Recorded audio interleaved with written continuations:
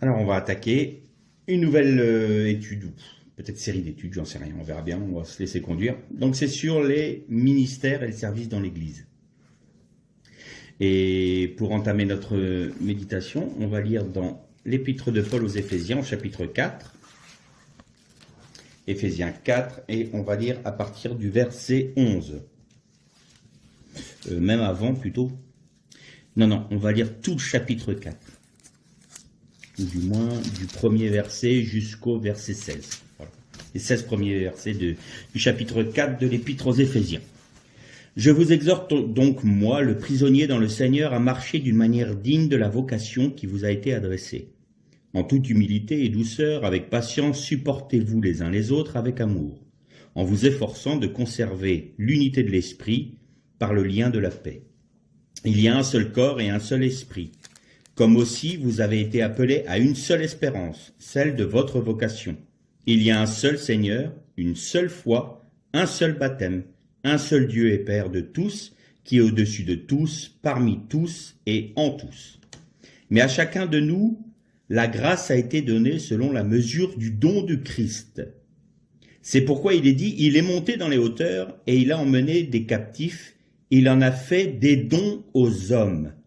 Or, que signifie il est monté, sinon qu'il est aussi descendu dans les régions inférieures de la terre? Celui qui est descendu, c'est le même qui est monté au-dessus de tous les cieux, afin de remplir toutes choses. C'est lui qui a donné les uns comme apôtres, les autres comme prophètes, les autres comme évangélistes, les autres comme pasteurs et docteurs, pour le perfectionnement des saints, cela en vue de l'œuvre du service et de l'édification du corps du Christ. Alors, service peut se traduire par ministère. Jusqu'à ce que nous soyons tous parvenus à l'unité de la foi et de la connaissance du Fils de Dieu, à l'état d'homme fait, à la mesure de la stature parfaite du Christ.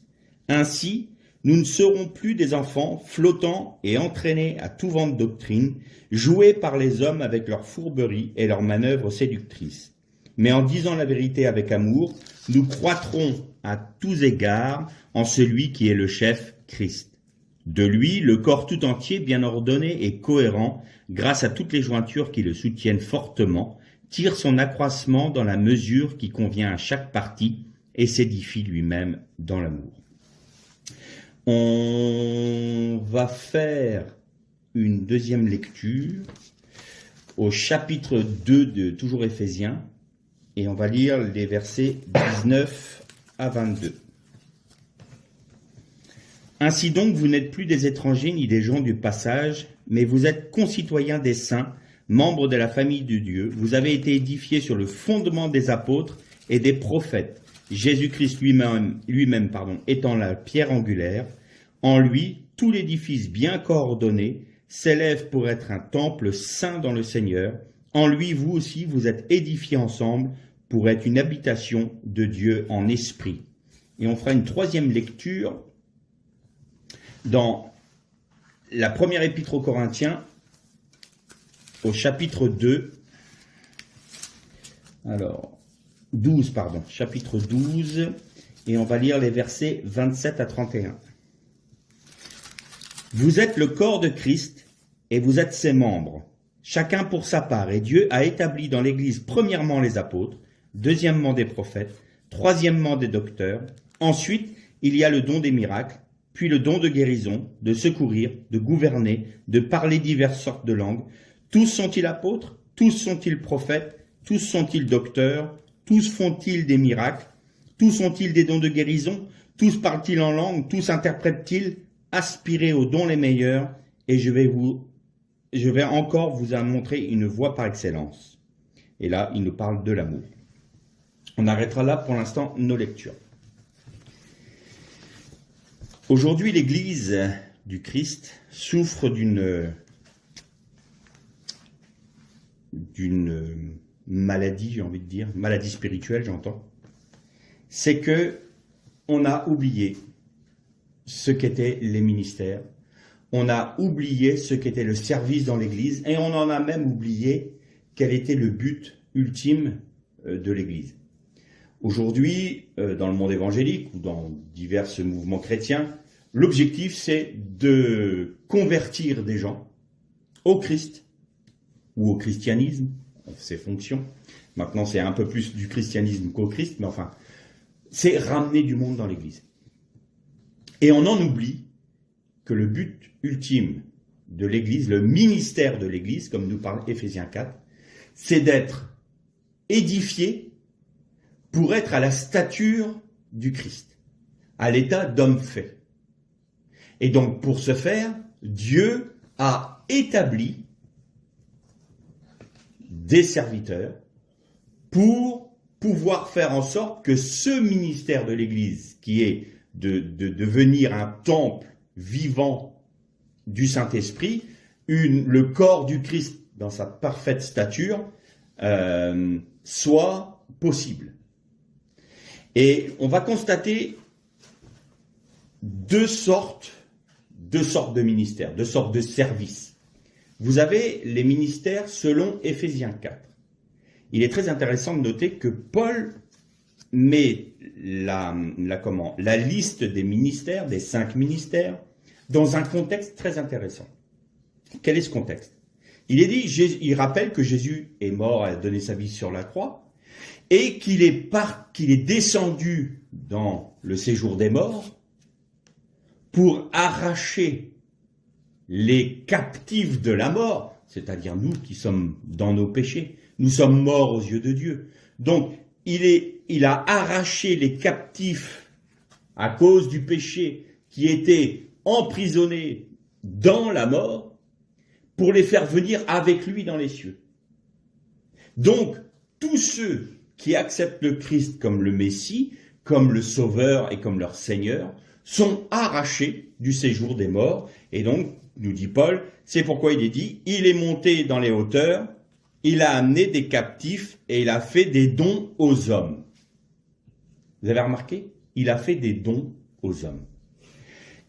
Un peu plus loin, celui qui est descendu, c'est le même qui est monté au-dessus de tous les cieux afin de remplir toutes choses. C'est lui qui a donné les uns comme apôtres, les autres comme prophètes, les autres comme évangélistes, les hommes comme docteurs et pasteurs.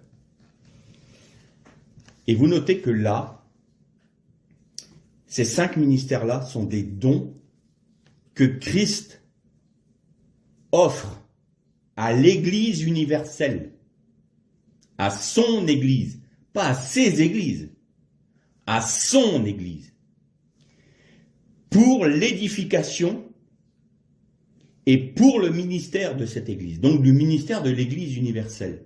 Bien évidemment, le ministère de l'Église universelle se fait par les églises locales, et les églises locales, la vie de l'église locale se fait par la vie spirituelle des membres qui la composent. C'est notre frère Donald G. qui avait dit « Le réveil de Pentecôte réussira ou ne réussira pas dans la mesure où il aura reconnu les ministères. » On constate aujourd'hui que le réveil de Pentecôte a dévié, s'est amenuisé, parce que nous n'avons pas reconnu les ministères. Et qu'est-ce qu'on a fait? Eh bien, on a reproduit ce qui s'est passé au cours des siècles. Quand vous lisez le livre des Actes, qui d'ailleurs n'a pas de nom, c'est nous qui avons donné Actes des Apôtres, mais il n'a pas de nom dans les textes originaux. On aurait pu aussi bien traduire et peut-être mieux traduire par les actes de Jésus-Christ par ses apôtres. Ça aurait été plus juste. Bon, bref, ça c'est pour la petite anecdote. Mais on constate que dans les églises, il y avait ce qu'on appelle les services épiscopaux. Épiscopaux, épiscopal, ça vient du grec épiscopos, qui veut dire qui est le gardien, qui est le gouverneur, qui maintient la doctrine dans l'église locale.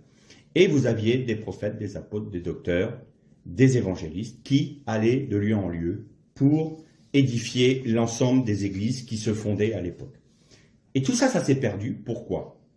Parce que, avec certaines doctrines, une fois que les 12 premiers apôtres sont décédés, et là on va voir qu'il ne faut pas faire l'amalgame entre les apôtres de Jésus-Christ et les apôtres de l'Église, il y a deux choses différentes là, on a ou du moins l'Église catholique romaine, a conclu que les apôtres, ou les évêques, étaient les successeurs des 12 apôtres de l'agneau. Et donc, on a établi une chose, donc il y a un évêque qui est par-dessus tous les évêques, qui est le descendant, le successeur de Pierre, et les autres évêques sont là pour faire leur apostolat, ou moins devenir évêques des églises. Or, ce n'était pas du tout comme cela que ça se produisait. Il y a eu une chose importante qui s'est produite dans l'histoire de l'Église, c'est que le baptême dans le Saint-Esprit a été perdu pendant un moment. Il n'a été retrouvé qu'avec le réveil de Pentecôte. Et il y a eu, d'ici et là, des petits foyers dans l'histoire de l'Église où l'Esprit était déversé sur les personnes. Il y a eu des mouvements charismatiques dans l'histoire de l'Église, c'est vrai, mais le mouvement vraiment important qu'a connu le christianisme, c'est bien au niveau du réveil de Pentecôte. C'est la raison pour laquelle Donald G. disait, voilà, l'objectif de ce réveil-là, c'est pour qu'on retrouve la vie de l'Église originelle, c'est-à-dire du temps des 12 apôtres et du ministère de Paul, d'Apollos, d'Agabus, le prophète, enfin, retrouver cela. Or, qu'est-ce qui s'est passé pendant cette période-là? C'est que les rabbins qui étaient juifs ont fait les rabbins, sont restés rabbins, les prêtres, c'était les catholiques, et les pasteurs, c'était dans le protestantisme, dans les églises de la Réforme.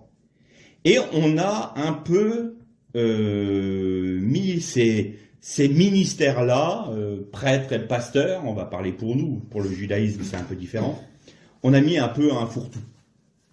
Donc, à tel point que dans les écoles des ADD, donc des assemblées de Dieu, quand vous voulez rentrer dans le ministère, comme on dit, vous avez 2 cases. Que pensez-vous être? Pasteur ou évangéliste? Donc, sous-entendu, vous êtes pasteur, donc vous avez une église et vous la dirigez, et si vous êtes évangéliste, quelque part, vous êtes un soutien pour le pasteur de votre église, vous êtes un sous-pasteur, quoi, qui va évangéliser, qui va faire ramener des personnes dans l'église, et puis le pasteur va faire le docteur, le gardien, l'apôtre, le prophète, il va tout. Bon, le prophète, on a un peu de mal à le reconnaître, le ministère de prophète, parce qu'on l'a remplacé par le don de prophétie. Donc ça, c'est suffisant. Bon, sans vouloir être méchant, mais le Seigneur te dit prends courage, car je suis avec toi. Bon, ça, tout le monde peut prophétiser ça. Souvent, c'est ce qu'on entend dans les églises. Le Seigneur a vu ta souffrance, ne t'inquiète pas, il est avec toi, sois fort, sois courageux, confie-toi en Seigneur. Bon, je dis pas que c'est forcément mal, mais c'est pas le ministère de prophète, ça. Ça n'a rien à voir. Et ça, surtout, ça n'engage pas du tout le prophète. Parce que ça, c'est un peu un système fourre-tout, c'est pas vérifiable. Par contre, le ministère de prophète, quand lui va te dire, à tel endroit, dans ta maison, il y a telle chose, il faut que tu t'en débarrasses parce que le Seigneur a vu que tu... Là, c'est vérifiable. Ou à tel moment, à telle date, tel jour, il se passera tel événement dans ta vie parce qu'il y a ça, ou dans l'événement de l'église, ou dans le monde, il se passera ça. Là, vous pouvez le vérifier. Vous voyez si c'est un faux ou un vrai prophète. Bon, on reparlera un peu plus loin du prophète. Donc, on est le pasteur. Le pasteur, c'est celui qui rassemble un peu tout sur lui. Et puis, il y a l'évangéliste parce que faut bien ramener du monde dans l'église. Les apôtres, non, ça c'était pour avant. Donc le ministère prophète, on vient d'en parler. L'enseignant, le docteur. Bon, vous êtes docteur si vous avez fait théologie. Donc si vous sortez d'une école de théologie, alors vous pouvez avoir un doctorat en théologie. Moi, j'ai pas vu ça dans Éphésiens 4. J'ai pas vu qu'il fallait sortir d'une école de théologie. J'ai vu que Christ a fait un don à son Église de 5 ministères. Quelle est la différence entre ce que j'appelle le ministère épiscopal, c'est-à-dire le service épiscopal, et les ministères cités dans Éphésiens 4? Les ministères dans Éphésiens 4 sont des ministères qui ont été donnés par Christ. Ça veut dire que c'est lui qui choisit. Quand Jérémie a eu l'appel de Dieu pour être un prophète. Il a dit, non, non Seigneur, moi je suis qu'un enfant, oh là là, je suis trop jeune, je ne peux pas parler. Et qu'est-ce que dit le Seigneur? Dès avant ta naissance, tu n'étais pas encore dans le sein de ta mère que je t'avais destiné à être prophète pour les nations. Donc, avant même la naissance de Jérémie, Dieu avait décidé que ce petit bonhomme-là serait prophète des nations. Et il en est exactement de la même chose pour les ministères d'Éphésiens 4. Ce sont des ministères dons, des ministères que Dieu donne, que Jésus-Christ donne à son Église pour l'édification de celle-ci. Et donc, j'ai envie de dire que l'apôtre, le prophète, l'évangéliste, le docteur et le pasteur, docteur c'est enseignant, ont été choisis dès avant même la naissance, leur naissance. C'est une prédestination. Alors là, à chaque fois, on arrive sur un terrain mouvant, la prédestination. Ah, qu'est-ce que ça veut dire? Eh bien, écoutez, ça ne concerne pas le salut. Pourquoi? Parce que tout homme est appelé à être sauvé, seulement, ça dépend du choix de chaque homme. Donc Dieu ne nous prédestine pas à être des perdus ou des sauvés. C'est nous qui décidons. Par contre, une fois qu'on a accepté le Christ, Dieu nous a donné une mission. Soit il nous a donné un ministère selon Éphésiens 4, il nous a appelés, il nous a prédestinés à être apôtres, prophètes, docteurs, pasteurs, évangélistes. Soit il ne nous a pas appelés à un ministère don, mais à servir dans l'Église, et nous pouvons là avoir un service épiscopal. On en parlera un peu plus tard dans notre étude. Ça, ce sont des ministères que l'on ne cherche pas, ils sont sur nous. Pourquoi? Et pourquoi le réveil de Pentecôte pouvait retrouver les ministères selon Éphésiens 4? Pour la simple et bonne raison qu'à partir du moment où nous avons retrouvé cette vérité du baptême dans le Saint-Esprit, nous avons retrouvé les dons de l'Esprit. Le premier, et que tous doivent pouvoir pratiquer, c'est le parler en langue, interprétation des parlers en langue. Donc ça, c'est les premiers dons. Tout chrétien peut parler en langue. Tout chrétien s'édifie lui-même en langue. Ensuite, il va y avoir les dons de sagesse, dons de connaissance, dons de guérison, dons d'opérer des miracles, dons de délivrance. Voilà. Vous avez différents dons de l'esprit qui ne sont pas à confondre avec les fruits de l'esprit. Ça, ce sont des dons pour l'édification de l'Église. Les fruits de l'esprit, c'est les conséquences de tout ce qu'on a prêché ces derniers temps, c'est-à-dire de notre vie d'obéissance à la parole de Dieu, et nous vivons selon la parole de Dieu, en obéissant au commandement de Dieu. À ce moment-là, en obéissant à la Torah, nous produisons des fruits qui sont selon l'Esprit. Ça, c'est pour nous, c'est pour la gloire de Dieu, c'est pour le bien de nos frères, mais ce n'est pas forcément un don pour l'édification de l'Église. Là, il y a des dons, je parle bien des ministères pour l'édification de l'Église et les dons pour l'édification de l'Église. Et donc, chaque ministère va avoir des particularités et va être équipé par Jésus même pour la bonne exécution de son ministère, de son appel.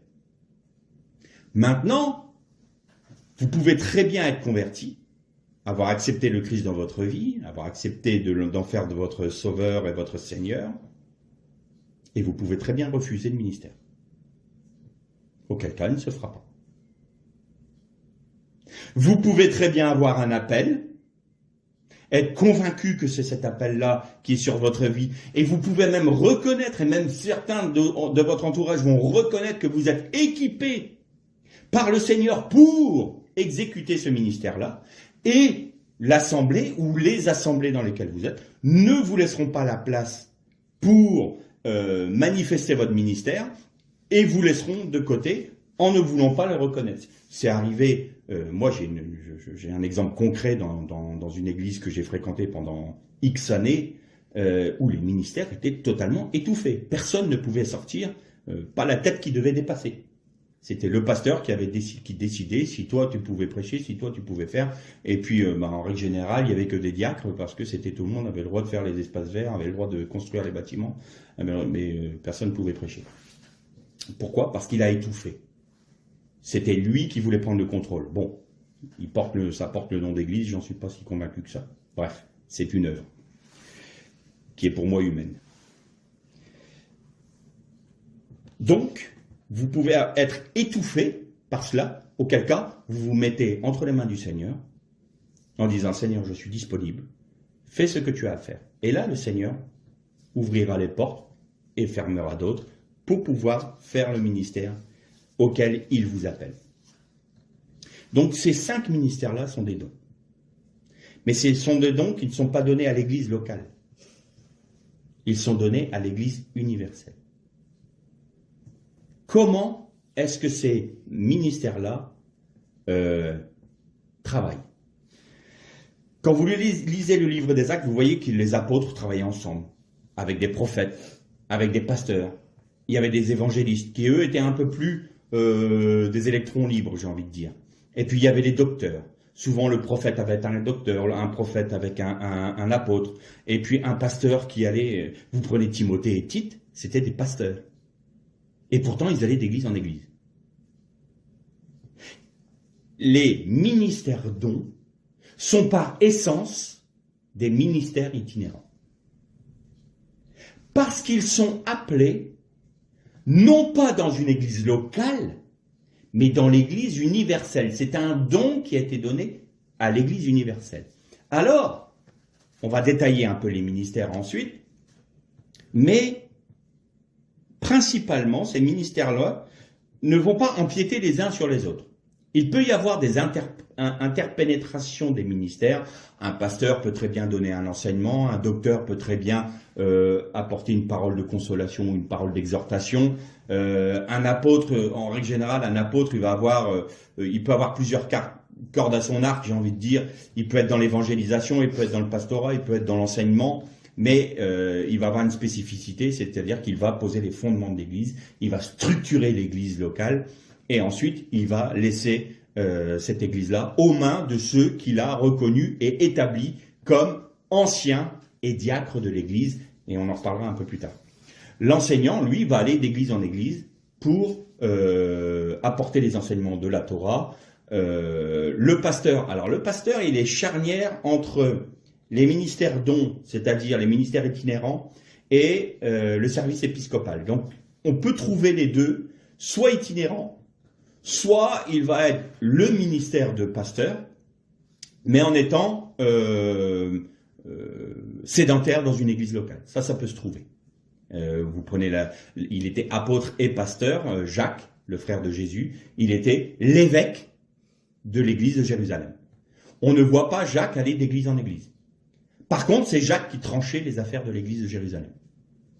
Donc, il était vraiment dans son ministère de pasteur. Et pourtant, dans un autre texte, il est dit « Je ne vis aucun autre apôtre, si ce n'est Jacques, le frère de Jésus. » Donc, vous voyez, il avait un peu les deux casquettes. Bon, c'était un peu particulier. Mais dans son ministère de pastoral, on voit bien qu'il était fixé sur Jérusalem. Et on ne voit pas Jacques aller dans les autres assemblées.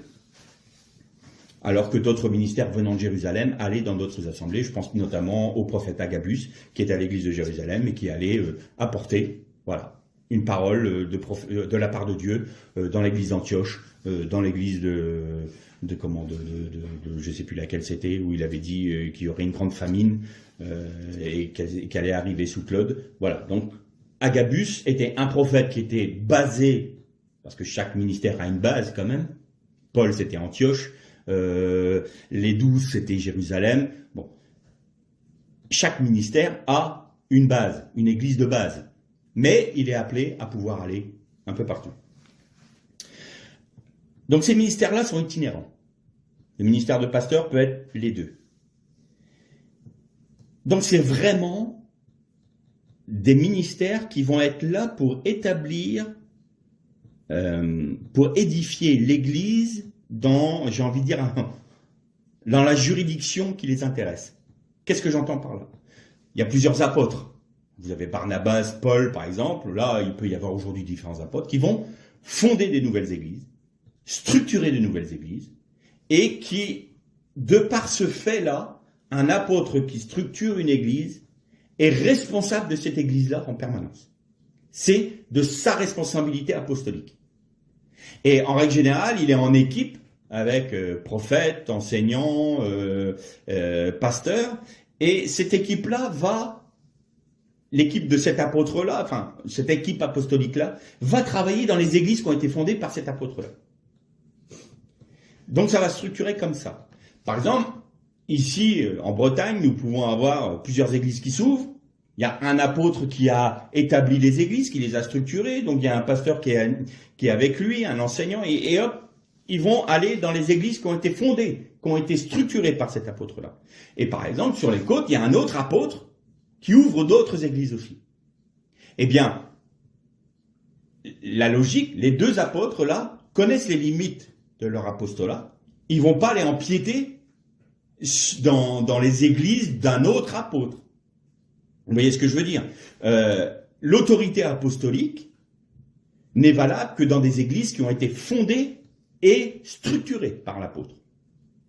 Il n'a pas autorité pour aller apporter quelque chose. Je ne vais pas dire que ça ne peut pas se faire, mais il n'est pas responsable devant Dieu d'une autre église, d'un autre apôtre. Quand Paul a dû partir, le champ missionnaire de Paul, c'était l'Asie mineure.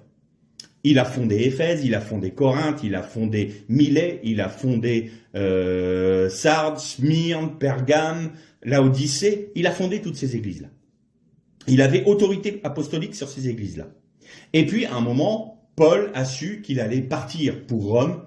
Il savait très bien qu'il ne reviendrait pas, puisqu'à Milet, il a pris les anciens, il a dit, voilà, vous ne verrez plus mon visage.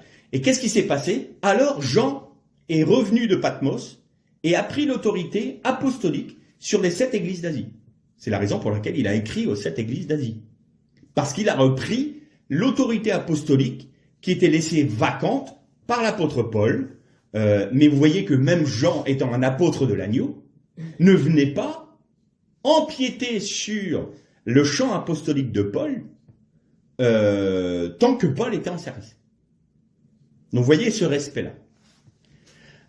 Alors, puisqu'on a entamé sur le ministère d'apôtre, on va continuer sur ce point-là.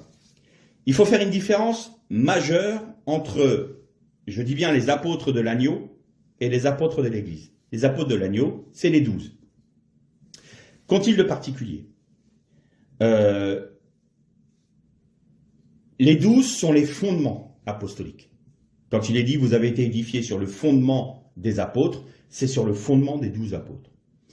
Les apôtres ont été choisis par le Seigneur, de la même manière que les apôtres de l'Église, sauf qu'eux ont été témoins du baptême de Jésus jusqu'à sa résurrection. Ils sont des témoins oculaires de tout le ministère de Jésus jusqu'à sa résurrection. Et ils ont un statut particulier, c'est que Jésus leur a dit, je crois que c'est dans l'évangile de Matthieu au chapitre 19, verset 28, quand toute chose sera devenue nouvelle, je vous établirai, vous, comme juge des 12 tribus d'Israël. C'est-à-dire que les 12 sont appelés à être les juges, c'est-à-dire à être les gouverneurs des 12 tribus d'Israël. Qu'est-ce qui nous permet de dire ça? Quand Judas a trahi Jésus, le mot m'échappait, quand Judas a trahi Jésus, il n'était plus que 11. Et tout au début du livre, ce qu'on appelle des Actes des Apôtres, Pierre dit, bien, attendez les frères, vous avez ça dans le chapitre 1, je ne sais plus quel verset, ça doit être au chapitre 15-26, verset 15-26. Il dit, bon, il faut que nous soyons 12. Et nous devons choisir un apôtre, un frère, parmi ceux qui étaient avec nous depuis le baptême de Jésus jusqu'à sa résurrection. Il ne pouvait pas être une autre personne qu'un témoin oculaire. Beaucoup d'enseignants ont dit que les apôtres s'étaient trompés en tirant au sort Barsabas parce que c'était Paul qui était appelé par Dieu. Non, Paul n'était pas témoin oculaire du ministère de Jésus sur terre. Il ne pouvait pas faire partie des 12. C'est pour ça que Paul dit, moi, le plus petit des apôtres, le moindre parmi les apôtres. Pourquoi? Parce qu'ils avaient compris cela. Les juges d'Israël, c'est les 12. Et donc, ils ont dû en choisir un 12e. Et c'est ces apôtres-là qui ont avalisé les écrits de ce qu'on appelle le Nouveau Testament. C'est eux qui ont fait le canon, c'est-à-dire la règle, le mètre à mesurer de la parole. C'est eux qui pouvaient sceller ou déceler. Ce qu'ils scellaient en tant que texte canonique, c'est-à-dire reconnu comme étant conforme à l'enseignement du Christ, était scellé dans la parole de Dieu. Et il y a une petite anecdote intéressante, c'est un jour, c'était dans le premier siècle bien sûr, et il y avait des frères qui s'étaient réunis dans une maison à Rome. Et tout d'un coup, l'apôtre Pierre arrive dans la maison. Enfin, ils le reconnaissent, ils disent « Oh Pierre, sois le bienvenu, as-tu quelque chose à dire ?»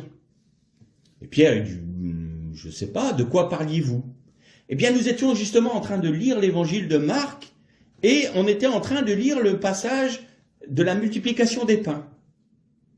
Et Pierre s'arrête et il fait « Ah oui, j'y étais, et je peux même vous donner des précisions. » Il était le témoin oculaire. Il pouvait attester que ce qui était écrit là par Marc était véritable, parce qu'il était le témoin oculaire. Et il y en a beaucoup qui disent que la Didaché est un texte merveilleux qui a été écrit au IIe siècle. Or, ce texte a été écrit par les disciples des 12. Et il aurait eu toute sa place dans le texte canonique, dans ce qu'on appelle le Nouveau Testament, mais c'est la Brit Hadasha, dans l'Alliance renouvelée. Mais il n'a pas pu l'être. Pourquoi? Parce qu'il n'y avait plus d'apôtre de l'agneau de vivant. Donc il n'y avait plus un seul apôtre qui pouvait dire « J'atteste que cela est vrai et véritable, parce que moi j'étais témoin oculaire. » Donc la Didaché n'est pas rentrée dans le canon biblique. Donc vous voyez que les 12 ont une particularité, c'est que d'une part, ils vont être juges d'Israël, donc vous voyez que la Nouvelle Jérusalem a 12 fondements qui portent les 12 noms des 12 apôtres, et ils sont ceux qui ont figé, scellé le texte canonique biblique. Pourquoi? Parce qu'il était conforme à ce qu'ils avaient vu, entendu et expérimenté avec le Christ. Il n'y avait qu'eux qui pouvaient attester des écrits. Donc ce que nous avons là, ce que l'on appelle le Nouveau Testament, a été attesté par les 12. C'est la raison pour laquelle c'est le canon biblique. Voilà pour les 12. Ensuite, vous avez les apôtres de l'Église. Les apôtres de l'Église sont quoi? Comme Paul. Paul, c'est l'apôtre de l'Église par excellence. Alors lui, il était, j'ai envie de dire, c'était un super-héros, entre guillemets, il était suréquipé. Il pouvait évangéliser, enseigner, prophétiser, il avait les dons de puissance, enfin, c'était l'apôtre ultime, j'ai envie de dire. Mais, la différence entre les apôtres de l'agneau et les apôtres de l'Église, c'est que l'apôtre de l'Église doit être contrôlé. Il doit conformer son enseignement à la lumière de l'enseignement des 12. C'est la raison pour laquelle Paul est allé à Jérusalem pour aller dire, pour demander aux apôtres, aux 12, si son enseignement était juste et reconnu par eux. Et il nous est dit que Pierre et Jean lui donnèrent la main d'union, de communion. Donc, Paul, étant tout à fait au courant qu'il n'avait pas le ministère apostolique de l'agneau, a reçu la révélation de Dieu, de Christ lui-même, et il a été le soumettre aux apôtres de l'agneau pour qu'il soit attesté. Ce qui a été fait. Et ensuite, à ce moment-là, il a commencé son ministère apostolique. Et donc, l'Église et les autres ministères doivent, entre guillemets, s'auto-contrôler par l'Esprit de Dieu. Ça veut dire quoi? Ça veut dire que nous devons toujours confirmer par la parole et par l'enseignement des 12 que l'enseignement qui a été donné par tel apôtre, tel autre apôtre, tel autre apôtre, soit conforme à ce que les 12 ont scellé. Donc, l'extrêmement grave erreur que fait l'Église catholique romaine, c'est qu'aujourd'hui, ils ont dit, on est la succession des 12, les évêques. Et l'évêque des évêques peut rajouter à la Bible. Il peut lui-même recéler avec les encycliques papales et compagnie, et il rajoute à la parole, alors que ce n'est pas de son autorité. Et il se soustrait ainsi à ce contrôle qu'il devrait y avoir à son endroit pour voir si son enseignement est conforme à la Bible. S'il y avait eu ce contrôle-là, et s'il n'y avait pas eu cette dérive-là, la mariologie n'existerait pas. Le culte des saints n'existerait pas. Pourquoi? Parce que ce n'est pas canonique. Ce n'est pas dans la parole. Ce n'est pas écrit. Les 12 n'ont jamais attesté cela. Donc cet enseignement-là n'est pas conforme à l'enseignement des apôtres. Donc est à rejeter. Un apôtre qui va fonder une église, alors, il peut y avoir différentes choses. Le ministère d'apôtre peut très bien avoir plusieurs particularités. L'apôtre Paul avait vraiment plusieurs cordes à son arc, mais ça c'était le temps qui voulait ça aussi, et il existe encore aujourd'hui des apôtres qui sont comme ça. Il va avoir un côté d'évangélisation. Il va pouvoir un peu faire comme l'évangéliste, ou comme l'enseignant, ou comme le prophète. Mais il était quand même avec des docteurs de la loi, des auteurs, des enseignants, des prophètes. Il était avec d'autres apôtres, et puis il travaillait comme ça. Et vous allez avoir un apôtre, par exemple, qui va avoir plus de facilité dans l'enseignement seulement. Ils peuvent pallier. Vous allez lui demander d'aller faire un message d'évangélisation, l'apôtre peut le faire. D'apporter une parole d'exhortation ou de discerner dans l'église si quelque chose... Il peut le faire, parce qu'il a l'autorité apostolique. Par contre, la principale mission qu'il a, c'est d'enseigner l'Église dans la voie des 12 apôtres. Il va poser les fondements dans l'Église, c'est-à-dire l'enseignement des 12. Et souvent, c'est l'enseignement des 12 comme il le faisait à l'époque, c'est-à-dire il n'avait pas encore le Nouveau Testament. Il s'appuyait sur la Torah, sur le Tanakh, sur ce qu'on appelle, nous, l'Ancien Testament, pour confirmer en Jésus-Christ cette réalité qui était déjà annoncée dans le Tanakh. Et donc, mais son point de contrôle, lui, il avait la chance, il avait les 12. Donc, ils lui ont dit que c'était valide. Donc, voilà. Mais nous, aujourd'hui, on a cet enseignement-là des 12 qui est avec nous, ce qu'on appelle le Nouveau Testament. Et donc, nous pouvons toujours apporter un enseignement, tout en contrôlant que c'est bien conforme à ce qui est écrit et validé par les 12 apôtres de l'agneau. Et ça, tous doivent le voir, doivent le reconnaître. Un prophète qui va prophétiser autre chose qui est selon l'enseignement des 12 apôtres est un faux prophète. Un enseignant qui va enseigner autre chose que ce qui est validé par les 12 est un faux docteur. Un pasteur qui va prendre une autorité qui n'est pas conforme à ce que dit les 12 dans ce qu'ils ont validé, c'est un loup ravisseur. Un apôtre qui va fonder autre chose que le fondement des 12 apôtres de l'agneau est un serviteur à rejeter. C'est aussi clair que ça. Si vous avez un apôtre qui vient vous voir en vous disant « Oui, mais maintenant vous avez le droit de divorcer, de vous remarier, de redivorcer, de vous marier, vous pouvez avorter, c'est pas Seigneur vous aime », ça vous pouvez le mettre dehors de l'église. C'est pas un apôtre ça. C'est un bandit. Un pasteur qui va vouloir contrôler les âmes, se les accaparer, ça c'est un loup, il faut le mettre dehors. Il faut prendre autorité.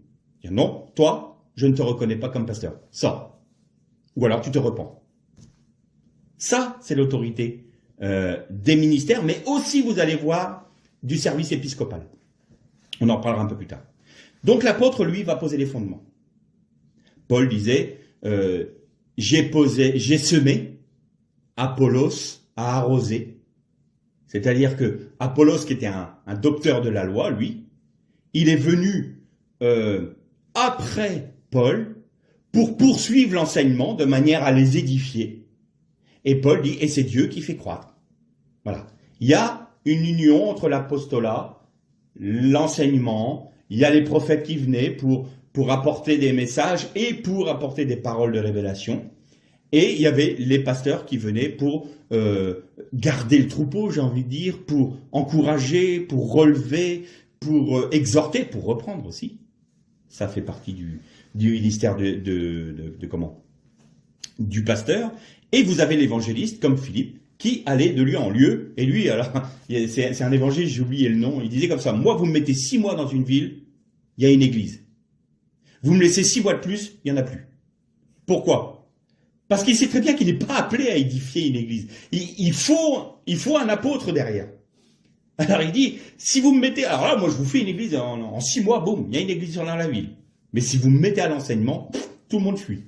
Il n'y en aura plus. Donc, vous voyez bien la communion. Et ce qui est très intéressant, c'est qu'un jour, Philippe, l'église de Jérusalem apprend que Philippe a fondé des petites églises un peu partout. Et ils disent, oh là, et ils ont envoyé Pierre et Jean pour édifier, ça vous lisez tout ça dans le livre des Actes, pour édifier, pour structurer les églises qu'avait fondé l'évangéliste Philippe. Donc vous voyez ce travail-là? Donc c'est toute une équipe, les ministères dons sont une équipe apostolique qui vont évangéliser, structurer, fonder, édifier, révéler la pensée de Dieu pour elle par les prophètes et garder dans l'unité de la foi, c'est le travail pastoral. Ça, c'est un travail d'équipe, c'est une équipe apostolique. Et, comme je le disais tout à l'heure, c'est une équipe qui va être itinérante. Elles vont être dans le champ apostolique, dans leur champ apostolique, c'est une équipe qui va travailler comme ça. Donc l'apôtre, c'est celui qui va poser les fondements, qui va enseigner, et qui va faire le tour des églises dont dépend son autorité apostolique, et il va poursuivre, comme faisait Paul. Il écrivait aux Corinthiens, il écrivait aux Éphésiens, il écrivait à tel endroit, et puis à un moment, aux Corinthiens, il a dit « Wow, moi, bien qu'étant absent, moi j'ai déjà jugé, lui. Là, non, pas d'accord avec ça. Hein. » Donc lui, il mettait son autorité apostolique. Il pouvait très bien dire « En ma qualité d'apôtre, j'ordonne. » Il y a des moments, il dit « Mais moi, Paul, j'ordonne que telle chose soit faite. » Pourquoi? Parce que c'était dans son champ apostolique, c'était des églises qui dépendaient de son apostolat et de son autorité apostolique. Mais il n'a pas fait ça à Jérusalem. Il n'a pas fait ça à l'église de Rome. Il n'a pas fondé l'église de Rome. Donc quand il est arrivé à Rome, il a dit, d'ailleurs l'église de Rome ne s'est pas du tout fondée par un apôtre. Elle s'est fondée un peu comme ça, c'est des chrétiens qui sont venus, ils se sont rassemblés, il y avait des juifs qui ont cru, des païens qui ont cru, ils ont fondé une église. Mais il est arrivé, mais il n'a pas dit, j'arrive en conquérant, moi je suis apôtre, je vais prendre autorité sur vous.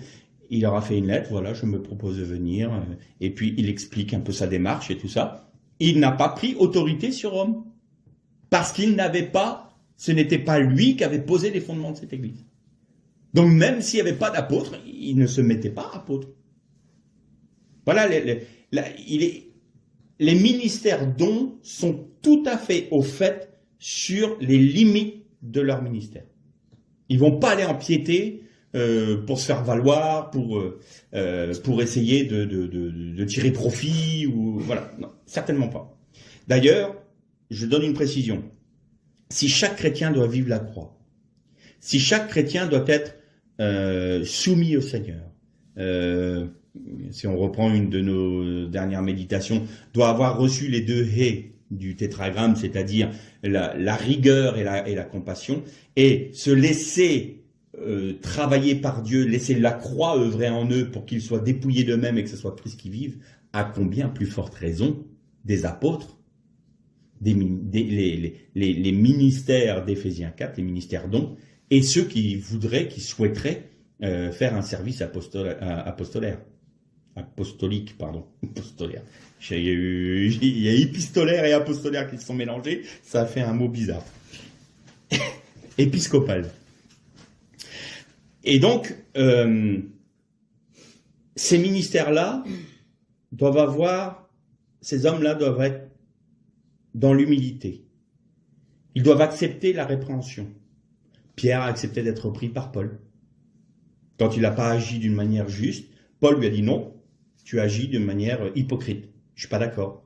Pierre a eu l'humilité. Pourtant, Pierre, c'était pas un demi. On voit bien que le Seigneur avait œuvré dans sa vie. Parce que Pierre, c'est un fougueux. C'était un fougueux. C'est celui qui a pris l'épée, qui avait emporté l'oreille du serviteur, du souverain sacrificateur. Voilà. Il faut sortir de la barque. Moi, je sors de la barque. Hein, si tu me dis, on y va. C'est un fonceur. Et là, Paul le reprend. Bon, vous avez deux forts caractères, parce que Paul, c'était pas un demi non plus. Mais voilà, ça aurait pu être l'inverse. Paul aurait très bien pu faire quelque chose qui n'était pas correct, et Pierre lui aurait dit non, Paul, je suis pas d'accord avec toi. Donc l'humilité pour accepter d'être soumis aux autres, soumis les uns aux autres, de manière à pouvoir, être corrigé, repris, parce qu'on est faillible, par essence. Donc, c'est la raison pour laquelle il y a une équipe. C'est la raison pour laquelle on peut très bien avoir 3, 4, 5 apôtres en même temps, avec des prophètes, avec des docteurs, avec des... Pourquoi? Parce qu'ils travaillent ensemble collégialement et ils se reprennent les uns les autres pour faire en sorte que la pensée de Dieu soit la plus pure possible. Donc il faut de l'humilité. C'est pas parce qu'on est apôtre et qu'on a fondé, qu'on a une autorité apostolique que on est le roi du pétrole et que tout le monde doit nous obéir et que ça comme ça, puis vous vous taisez et faire son petit chef. Non, parce que qui est le chef? On l'a lu tout à l'heure. Christ est la tête. Et quand il est dit le chef, donc c'est un ancien mot français, on dit un couvre-chef, c'est un chapeau, on couvre notre tête. Parce que là, notre tendance, c'est de dire Christ est le chef de l'Église, c'est-à-dire c'est l'adjudant-chef de l'Église, et là, ce que les hommes aiment particulièrement, et l'homme est le chef de la femme. Ah, ça c'est bon, c'est succulent. Mais non, mais c'est pas comme ça que ça marche. Parce que si c'est la tête, c'est lui qui donne l'influx nerveux au reste du corps pour agir. C'est plutôt dans ce sens-là. C'est-à-dire que c'est le cerveau qui va commander au corps la manière dont il doit se mouvoir pour faire l'œuvre qu'il accomplit. C'est pas à coup de fouet. Moi, je suis désolé, votre tête, elle ne donne pas des grands coups de fouet à votre bras parce qu'il n'a pas fait ce qu'il lui est demandé. Au contraire, si vous vous tapez, si une main tape sur l'autre main, ça m'est arrivé souvent, hein, je suis dans le bâtiment, vous n'êtes pas en train de dire, tiens, toi, c'est là, puisque tu as fait ça, je te coupe. Non, cette main qui va prendre soin du doigt, va prendre soin de l'autre membre. Vous voyez, c'est pas du tout adjudant-chef. Il apporte l'influx nerveux. On pourrait prendre cette image-là. Il commande l'influx nerveux pour que le corps agisse selon son cœur et selon sa pensée. Le prophète, lui, c'est un peu particulier. Le prophète est celui qui est, j'ai envie de dire, il est en permanence avec Dieu. Il voit Dieu, il connaît sa pensée. Il ne faut pas faire l'amalgame entre le don de prophétie, qui est ponctuel. Donc, ponctuellement, un membre de l'Église peut avoir une pensée prophétique qu'il va apporter, et ça fait partie du don spirituel, du don de prophétie. Mais c'est ponctuel. Le prophète, c'est l'inverse. Il est en permanence dans la communion de Dieu. Et souvent, j'en connais un, moi, il a du mal à exprimer ce qu'il voit, ce qu'il sent. Il dit, je le vois. Souvent, on parle et il me dit, je vois. Et je dis, moi, je ne vois pas. Il me dit, là, dernièrement, ce qui m'a énormément plu, c'est qu'il me dit, j'ai tout lâché ce qu'on est en train de travailler sur un sujet particulier de la Bible. Et il me dit, j'ai tout laissé ça de côté. J'ai vu le premier-né sortir des eaux du Jourdain. Je le vois. Je lui dis, d'accord. Et je sais pas, qu'il me dit, je peux pas dire plus. Il voit. Il est celui qui entend le cœur du battement du Père. Il est celui qui voit comme Dieu. Il est celui qui a une connaissance, une vision particulière qui est donnée par Dieu. Et la tendance que pourrait avoir un prophète, c'est qu'il est dans l'absolu, lui. C'est-à-dire que tout ce qui ne cadre pas exactement avec la pensée, la vision qu'il a, il aura tendance un peu à dire « Oui, mais ça, c'est des fioritures. Moi, voilà, j'ai une pensée, c'est ça. On sort pas de ça. » Sauf que pour transmettre la pensée prophétique au peuple, à l'Église, il faut qu'on s'appuie sur la Torah, sur la parole de Dieu, mais qu'on la dise avec des paroles intelligibles. Parce que si moi, un jour, j'arrive, je vous dis « Ah, j'ai vu le Fils de Dieu, j'ai vu le premier-né sortir du Jourdain. » J'ai terminé ma prédication, au revoir. Vous allez me regarder avec des yeux de soucoupe, me dire, il a voulu dire, qu'est-ce qu'il a voulu dire? Vous n'allez pas comprendre. Donc il faut qu'il y ait, ça peut être le prophète lui-même, qui va apporter quelque chose en termes de message, auquel cas il va préparer son message aussi devant le Seigneur et l'apporter, sauf qu'à la différence d'un ministère d'enseignement ou d'apôtre, ça va être une prédication, ce que j'appelle les prédications prophétiques.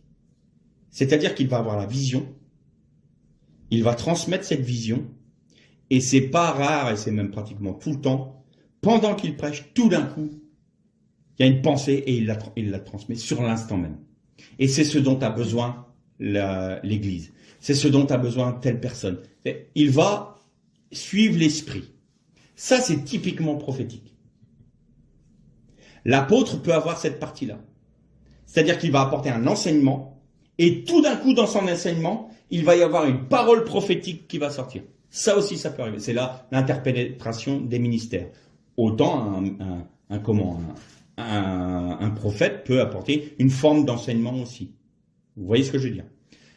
Ensuite, le prophète, comme Agabus, dont on parlait tout à l'heure, peut très bien, le Seigneur lui dit, voilà, tu vas dire à telle église, il y aura une famine sur le pays à tel moment.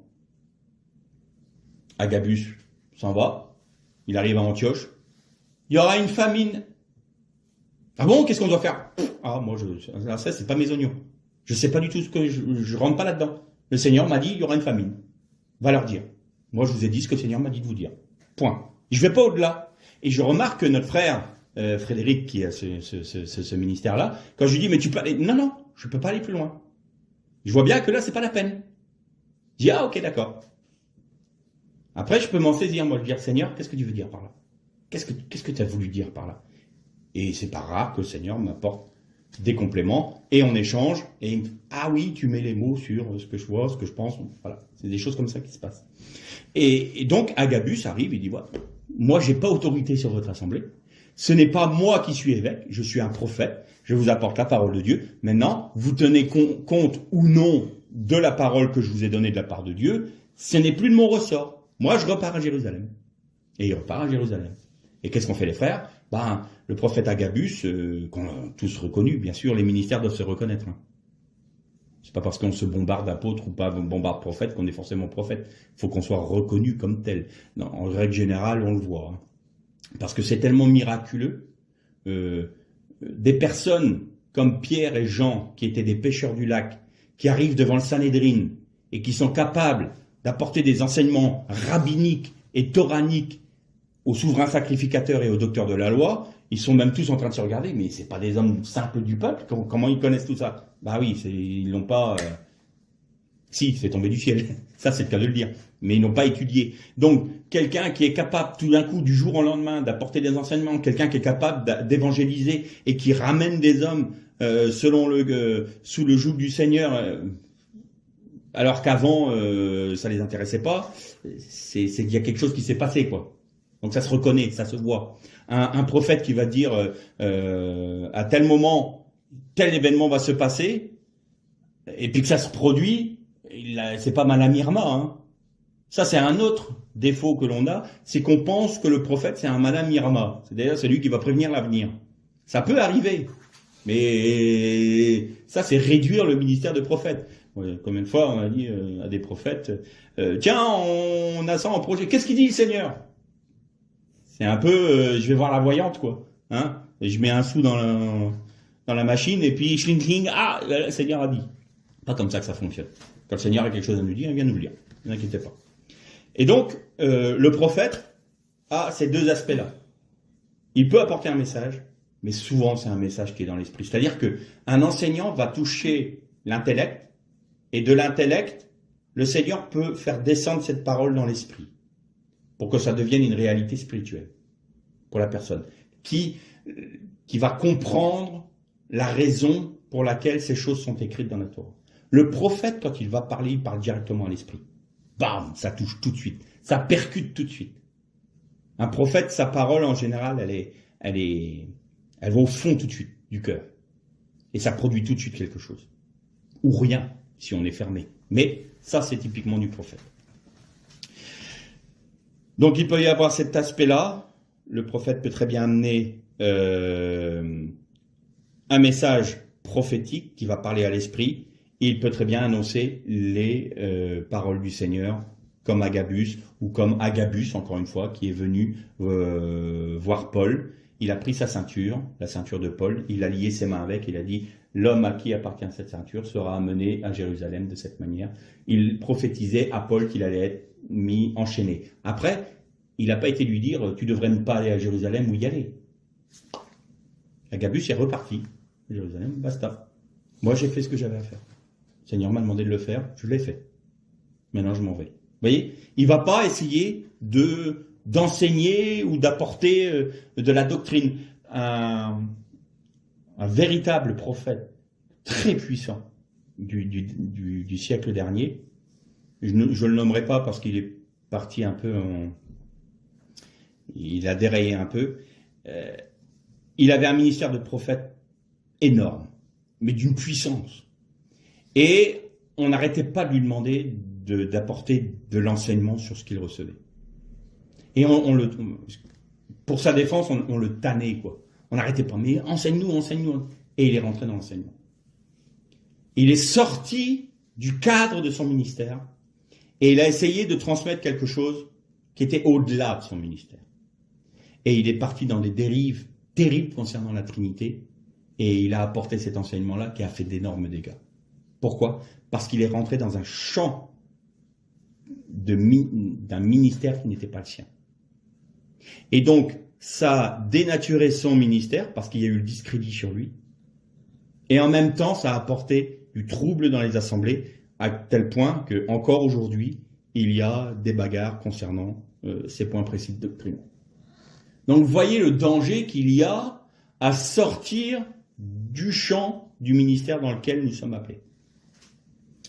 Alors, je vais essayer d'être un peu plus rapide là, parce qu'après, on continuera sûrement la prochaine fois autrement. Donc là, apôtre et prophète. Évidemment, je donne pas une caricature, mais je fais des résumés de chaque ministère, parce qu'on peut encore aller plus profondément, mais vous avez compris, l'apôtre va fonder les églises, le prophète va apporter des paroles, et souvent lié à un docteur, à un enseignant, et à un apôtre qui enseigne. Pourquoi? Parce que l'apôtre ou l'enseignant va avoir quelque chose d'un peu plus scolaire, et le prophète va donner un peu plus de souffle de vie dans le côté très scolaire, très didactique de l'enseignant. Et l'enseignant, lui, va un peu atténuer l'absolutisme du prophète. Le prophète qui est, c'est comme ça, c'est pas autrement, c'est absolu, non, faut élaguer au maximum, de manière à ce qu'on reste sur le cœur de la pensée. Oui, mais le cœur de la pensée doit être expliqué. Donc, il va y avoir ils vont s'auto-aider, j'ai envie de dire. Et donc, vous voyez des apôtres avec des prophètes, et vous voyez des docteurs avec des prophètes. Le docteur, l'enseignant, lui, c'est l'enseignement, c'est pas compliqué. Qu'est-ce que c'est en clair? À lui, il va prendre un texte de la Torah, un texte de la Bible, et il va vous la rendre claire. C'est-à-dire que l'apôtre fait ça aussi, quand il est plus axé sur l'enseignement, et il va prendre un texte qui est parfois obscur, et il va dire, voilà pourquoi ça c'est écrit. Parce que le texte dit ça, spirituellement ça correspond à ça, je vous donne la clé. Je vous donne les clés de la compréhension de la Torah. Il explique la Torah. C'est un enseignant de la Torah, de la Bible. Donc, quand vous avez affaire à un ministère d'enseignement, eh bien, vous lisez votre Bible, puis il y a des textes qui vous disent « je comprends pas du tout ». Vous écoutez le ministère, et là, vous dites « mais tout est clair, là, et pourtant, je comprenais rien il y a 2 semaines ». Voilà. Pourquoi? Parce que ça lui est donné. C'est sa part. Il vous explique la Torah. Alors lui, par contre, c'est celui dont je disais ça tout à l'heure. C'est le ministère qui, entre guillemets, donne le plus de boulot. Pourquoi? Parce que l'enseignant, lui, il est obligé d'aller chercher dans les profondeurs du texte. Alors, il y a des moments, il va chercher pour trouver la pensée de la Torah. Qu'est-ce que ça veut dire? Les profondeurs de la Torah. Et c'est chronophage. Il va prendre énormément de temps à rechercher. Vous avez 1 heure de méditation, il y a peut-être 15 jours, 3 semaines de travail avant, pour pouvoir apporter le message qui est apporté. Ça, c'est le ministère de docteur, d'enseignant. Ensuite, vous avez l'évangéliste. Alors ça, c'est très clair, très simple. Souvent, le ministère d'évangéliste, il y a les dons de puissance qui sont, et c'est la raison pour laquelle il faut être un homme humble. Tous doivent être des hommes humbles, mais à combien plus forte raison le ministère d'évangéliste? Parce que lui, il a souvent don de guérison, don de miracle, don de puissance, pour pouvoir confirmer la parole de Dieu. Moi, je vous dis qu'en Christ, vous êtes réconciliés, sauvés, guéris. Pour que vous soyez, que je confirme que ma parole est la vérité et que c'est Christ qui vous guérit, lève-toi et marche. Ça, c'est l'évangéliste. Un évangéliste, il a une autre particularité. Vous allez lui donner les ordonnances du lévirat, du culte, du temple, selon les Lévitiques. Il est capable de vous ramener ça à la croix pour que Jésus vous sauve. Vous allez prendre n'importe quel texte biblique, les généalogies, Jésus vous aime, Jésus vous sauve. Ils sont terribles avec ça. Toute la Torah, c'est le salut. Ils n'ont qu'un message, le salut. Et ils ont la passion des âmes. Eux, c'est, allez, faut être sauvé. Et il y a ce côté, quand vous écoutez un évangéliste qui est vraiment évangéliste, pas les petits messages d'évangélisation, c'est des témoignages, mais vraiment le ministère d'évangéliste, il y a cet aspect d'urgence. Non, n'attends pas demain, maintenant, donne ta vie maintenant. Il y a une pression, il sent un tel besoin des âmes d'être sauvées, mais je t'en conjure, sors de la maison, elle brûle, il faut que tu sois sauvé. C'est comme ça, ça c'est l'évangéliste. Il a la passion, alors il est souvent fougueux et tout ça, puis là il ramasse, puis il rassemble, il va baptiser. Philippe l'évangéliste baptisé. Alors là, il va prêcher à 3000 âmes, 3000 âmes disent on reconnaît le Seigneur, il baptise les 3000 âmes. Et puis ça y va quoi. Ça c'est l'évangéliste. Alors il a besoin d'être tempéré après. Tempéré par l'apôtre qui arrive et qui va dire on va structurer tout ça parce que là ça a tendance à partir en live. C'est normal. La joie du salut, la joie de la réconciliation avec Dieu, ça provoque forcément de l'émulsion, ce qui est normal, c'est pas quelque chose de mauvais. Quand je vois un évangéliste et que ça chante, que ça crie, que ça danse et tout, ça me fait pas peur, ça ne m'inquiète pas, parce que c'est normal, c'est la joie du salut. Quand on est sauvé, on n'est pas là à faire des têtes d'enterrement en disant Seigneur, merci de m'avoir délivré. Non, on est heureux, on est content. Et l'évangéliste, c'est ça. Alors encore bien plus forte raison, salut, on est réconcilié avec le Père, et en plus, si on était malade, on est guéri. Bon, c'est pas des sujets de s'attrister tout de même. Donc ça, c'est normal qu'il y ait une émulsion. Mais après, tout ça doit être structuré, et c'est là que rentre en jeu l'apôtre qui va structurer tout ça, le prophète, et ensuite les enseignants. Et donc, je terminerai pour ce coup-ci avec le pasteur. Le pasteur, donc lui, comme je disais tout à l'heure, c'est la partie charnière entre les ministères dons, donc itinérants, et les services épiscopaux. Le pasteur, comme son nom l'indique, c'est un gardien. Donc lui, il va veiller au grain. Souvent, il va avoir le don de discernement des esprits, discernement, il va le sentir. Puis il va dire, fausse doctrine là, je suis pas d'accord. Donc là, il va dire, non, ça c'est pas une bonne doctrine. T'es un faux docteur, toi. Ou toi, t'es un faux prophète. Parce que ce que tu dis là n'est pas conforme à l'enseignement des apôtres. Donc, il va avoir cet aspect-là. Il garde le troupeau. C'est-à-dire que le faux docteur ou le faux prophète qui vient pour ravir les brebis de l'agneau, là, ils vont avoir en face d'eux le berger, c'est-à-dire le pasteur. Et là, ils vont se prendre un coup de canne. Il va reprendre. Il va être sévère. Il va pouvoir dire, non, pas d'accord. Maintenant, dehors. C'est Paul qui dit à Tite à un moment, il y a des prophètes qui ont été dit, les Crétois, ventre mou, je sais que le témoignage qui m'a été rapporté sur ces fameux prophètes-là est vrai, ces hommes-là, il faut les faire taire. Donc, il avait l'autorité apostolique. Donc, il en a parlé à l'apôtre, dont dépendait l'Église. Et l'apôtre répond, tu leur dis, taisez-vous, vous sortez de là.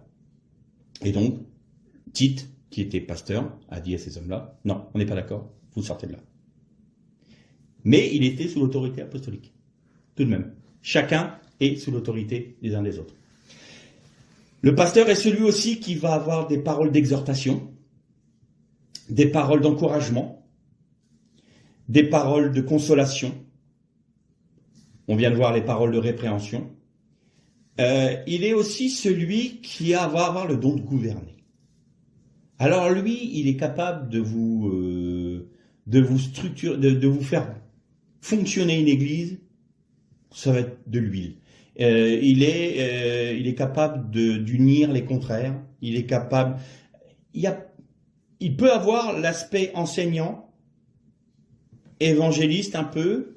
Il peut avoir donc ces paroles d'exhortation. Mais il existe, et j'en ai connu un, et vous en avez connu un pasteur qui ne prêchait pas, mais qui avait tout à fait le ministère de pasteur. Il avait ce don de gouverner l'Église, de réunir des personnes qui n'avaient rien à voir ensemble, et de faire maintenir un troupeau dans une cohésion, alors qu'il ne devrait pas y en avoir. Et pourtant, il prêchait jamais. Mais alors, c'était un pasteur. C'est plus rare, mais ça existe. Donc, c'est pas forcément un ministère de parole, bien que 99% du temps, le ministère de pasteur fait de l'enseignement, une partie d'enseignement, une partie d'évangélisation, exhortation, voilà. Mais ça va être plus dans l'exhortation. Il va pas rentrer dans les profondeurs de la Torah comme un enseignant. Tout comme il va pas rentrer dans un message d'évangélisation qui va enflammer les foules parce qu'il y a un don spécifique au ministère d'évangéliste. Voyez. Par contre, dans l'exhortation, dans la façon de reprendre les gens, il a une manière de faire sans être brusque, sans être méchant, mais il a une façon de faire où ça va passer. Il gouverne. Voilà. Donc là, aujourd'hui, nous avons vu, en résumé, les 5 ministères dons. Ça, je répète, ce sont des ministères que Christ lui-même, par sa propre autorité, donne à l'Église universelle. Donc vous voyez que le fonctionnement de ces ministères-là se fonde dans un champ apostolique, dans une limite apostolique, et ils vont d'église en église pour apporter le ministère qui est le leur. La prochaine fois, on verra ensemble donc le service épiscopal. Alors juste pour vous donner un peu l'eau à la bouche, autant les ministères d'Éphésiens 4, nous ne choisissons pas de le devenir, nous sommes prédestinés à l'être. Mais autant le service épiscopal, qui peut aussi rassembler le pastorat et de l'enseignement, vous pouvez, chaque membre de l'Église peut aspirer à servir le Seigneur dans ce sens-là. Et on va préciser ces choses-là la prochaine fois. C'est pour ça que Paul disait, vous aspirez à être évêque, c'est une bonne chose. Vous voyez? Donc là, ça peut être une décision qui est prise par des personnes qui ont ce désir de servir le Seigneur, mais dans l'église locale. Là, par contre, il n'y a pas d'itinérance. Là, c'est spécifique. Le service épiscopal, c'est exclusivement dans l'église locale que ça se produit. Donc là, pour aujourd'hui, on va arrêter là pour aujourd'hui. On continuera donc sur ce service épiscopal-là qui va donc nous parler des anciens et des diacres. Et bien évidemment, en filigrane, vous avez compris que tous les dons de l'Esprit, chaque membre de l'Église, selon ce que le Seigneur désire, va donner aux uns et aux autres différents dons. Aspirer au don de prophétie. Tous peuvent aspirer au don de prophétie. Paul nous indique que, allez, prophétisez. Pas devenir ministre, pas prophète, mais le don de prophétie. Vous pouvez demander le don de discernement. Tout chrétien doit se sentir concerné par le service épiscopal, tous, à travers des dons, à travers des services, tous. Les ministères d'Éphésiens 4, ministère dons, ça, on ne peut pas choisir, c'est le Seigneur qui donne. Par contre, pour le service épiscopal, tout le monde peut y aller, Et vous allez voir dans différents, parce qu'il y a un statut pour les femmes aussi, parce que là aussi, c'est pas très clair. La femme ne doit pas enseigner, mais la femme n'est pas une potiche non plus dans l'église. Voilà. On va remettre tout ça au clair la prochaine fois. Et tous doivent aspirer au don de l'esprit pour le bien commun, pour que l'édification de l'église. Donc, chaque église locale est soumise à son apôtre, à ses prophètes, ses apôtres, ses prophètes et ses ministères dons. Mais chaque église locale aussi, par les évêques, c'est-à-dire les gouverneurs, on verra ça plus tard, la prochaine fois, doivent discerner si les ministères ne déraillent pas. Auquel cas, ils ne sont pas obligés de faire rentrer dans leur assemblée quelque chose qui ne serait pas selon l'enseignement des 12 apôtres. Donc, voilà pour aujourd'hui. On continuera la prochaine fois, si le Seigneur le permet. Que le Seigneur vous bénisse.